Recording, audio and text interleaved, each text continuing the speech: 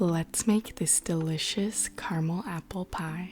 You may be wondering, what is the difference between a caramel apple pie and just a regular apple pie? But in this recipe, we use more apples and more caramel to make the tastiest pie you've ever had. To begin, we are going to peel and chop our apples. I used 5 Honey Crisp and 3 Granny Smith. You can change what apples you use depending on what you prefer, but that is what I used for this recipe.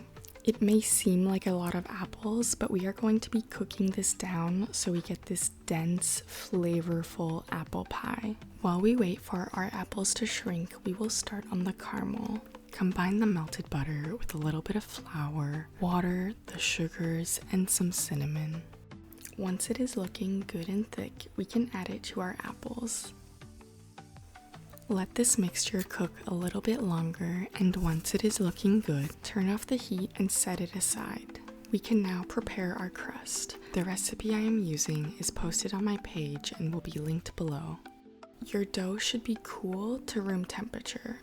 Once you have transferred your pie dough to your pie dish, I recommend rolling out your other pie dough so that it is ready to put on top right after you put the apples on.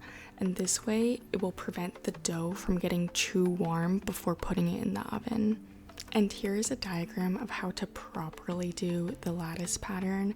I know how to do it.